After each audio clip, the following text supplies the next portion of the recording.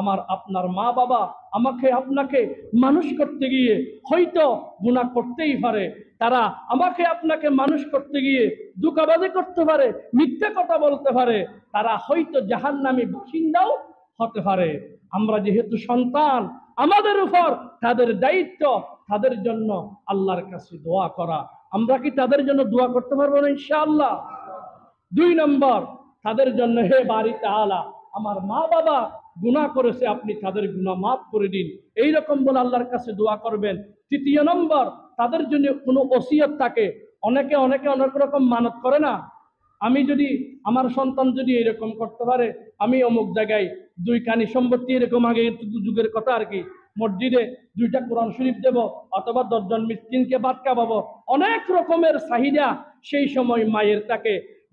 যেমন নাকি অনেকের সন্তান বিদেশ গেছে, আমার সন্তান বিদেশে যদি পাসপোর্টটা পাই অথবা ভিসা পাই, একটা ভালো যদি কাজ পাই, আমি আমার সন্তানের জন্য রোজা রাখবো। অনেকে অনেক রকম মানত করে। সেই রকম মানত নিয়ে যদি কেউ মরে যায়, সন্তানের উপর দায়িত্ব তাদের মানত পূরণ করা। যদি ঋণগ্রস্ত হয়ে ঋণ রেখে যদি মারা যায়, তাদের ঋণ পরিশোধ করা। এরপরে আব্বা আম্মার যারা বান্ধবী আছে, বাবের যারা বন্ধু আছে, তাদের সাথে বাপের নিয়ে আচরণ করা, দেখলে সম্মান করা। মাঝে মধ্যে নিজ পকেট থেকে 10টা, 5 টাকা, 20 টাকা, 30 টাকা, 100 টাকা দিয়ে তাদেরকে নাস্তা খাওয়াইবেন, সওয়াব পাবে আপনার মা কবরে। এরপরে আপনার যারা বাবের আত্মীয় স্বজন আছে, তাদের সাথে সম্পর্ক রাখবেন। এইগুলা হচ্ছে দায়িত্ব। এরপরে আরো কয়েকটি করণীয় আমি আপনাদেরকে শোনাই।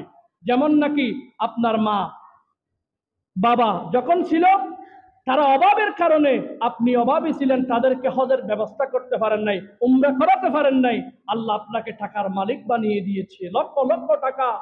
আপনার মা বাবার ইচ্ছা ছিল হজ করার, উমরা করার, আপনি তাদের নামে আপনার টাকা খরচ করে মা বাবার জন্য উমরা করতে পারবেন, হজ করতে পারবেন। তাদের জন্য মসজিদে জায়গা কিনে দিতে পারবেন। মসজিদে কোথাও ফ্যানের প্রয়োজন হয়েছে, আপনার মায়ের নামে একটা ফ্যান কিনে দিবেন। কোথাও এতিমখানা আছে, সেখানে ছেলেরা 2 মাস 3 মাস পর পর কোরআন শরীফ নেই, আপনার মায়ের নামে 10টা 20টা কোরআন শরীফ ওয়াকফ করে দিবেন। এখন পার্শ্ববর্তী খতিবশাহর এই খতিবিয়া মসজিদ হচ্ছে, সেখানে অনেক টাকার প্রয়োজন, আপনার মায়ের নামে আপনি অনেক টাকা দান করতে পারেন।